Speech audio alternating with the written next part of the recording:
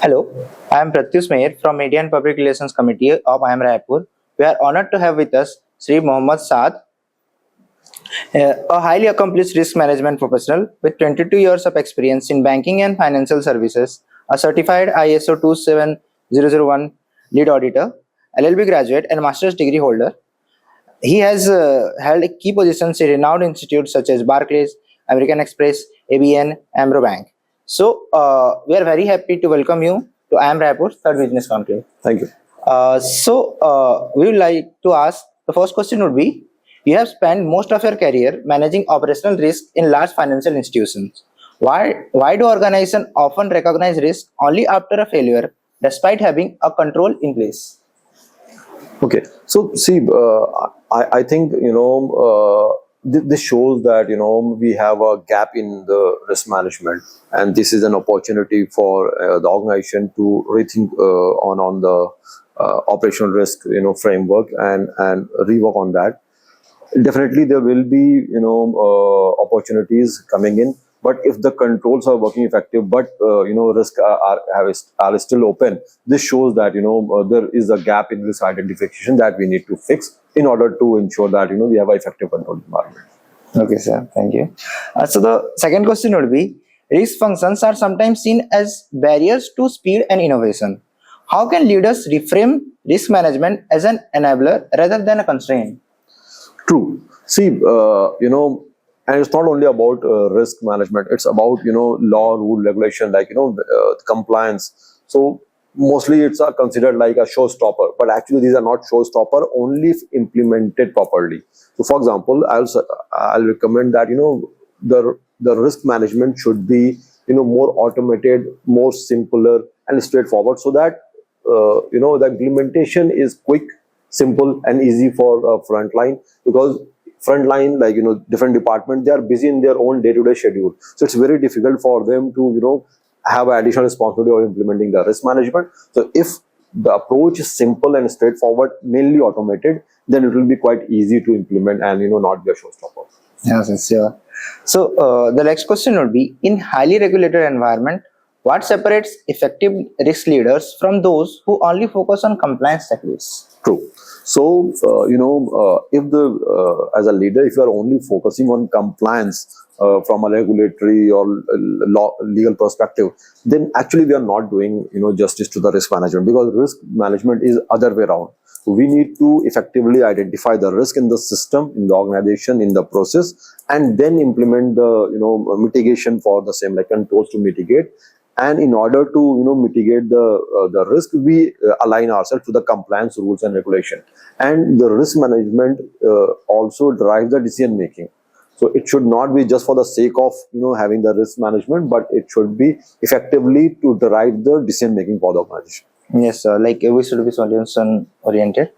So the next question would be: you have worked across audits, operations, and risk management.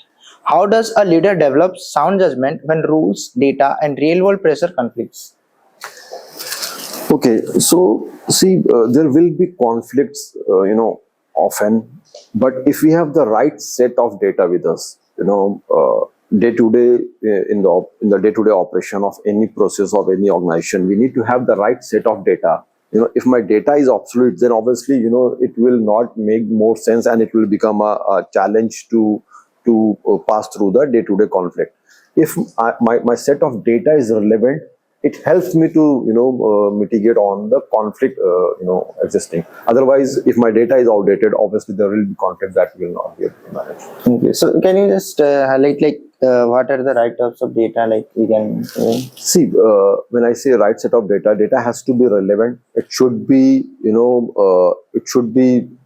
ethically correct, and it should be authentic, like it should not be dated, and the data should be relevantly recorded. It should not be just recorded for the sake of having the data, and well interpreted. We have lots of analytical tools, and analytics is one of the hot things happening today. With AI, it has become more simple for any non-IT professional as well.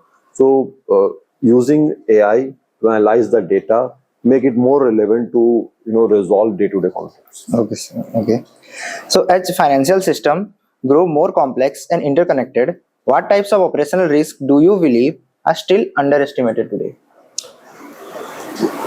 See, I'll answer this more from a context of Indian organization. I think technically we have to really upskill. I think system based risk are something that I'll say we still have lots of scope. Our system should be good enough to be able to detect the risk and stop the failure from happening, and then lots of organization like big organizations have grown, but the new startups and because they have technology constraint, they need to have the right kind of tooling to ensure that they have that upskilled systems to ensure this operational risk is captured and mitigated on. Okay, sir. So the next question will be: many organizations invest heavily in frameworks and controls. Why does execution still fail? And what does role leadership play in closing that gap? Yes. See, creating a framework is I'll say comparatively easy. You can have the right professional who can create the framework for you. But the most important is the implementation. And if you implement it properly, making your colleagues, your manpower aware of the framework, they should be able to interpret it, its essence, and should be able to implement it on the ground.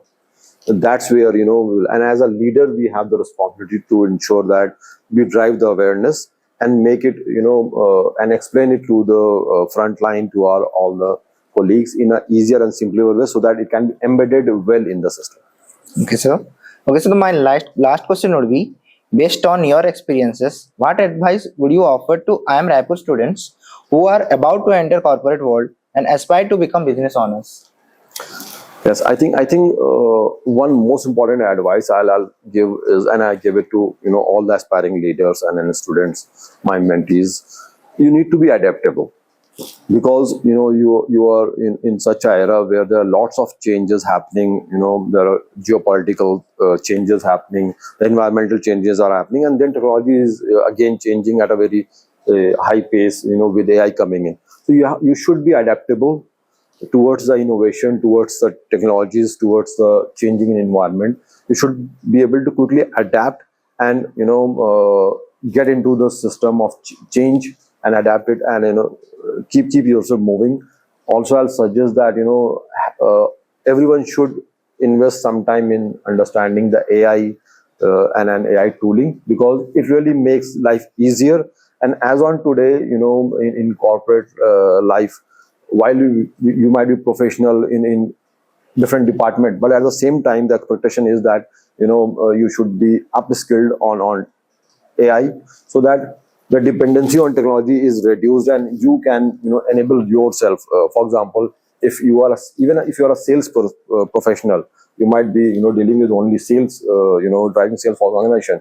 If you have a better analytics, if you have a better data interpreted from AI, you can be a heads up from your colleagues, so that will make you different from others. So I think adaptability is very important for currently. Okay, so that was a new light, like sales people using AI. We generally think that it's not for sales. Yes, it's for in all walks of life. You will not imagine.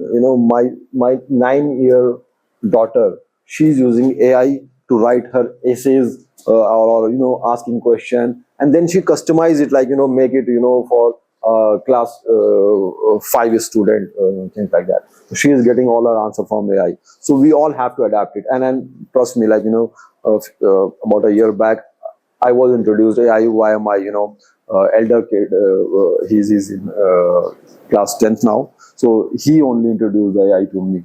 While I knew, but I didn't use it, he was the one who was using it, and then I got exposed from that. And then obviously now all the organizations are training their colleagues, their employees on the AI. So we all should be AI enabled.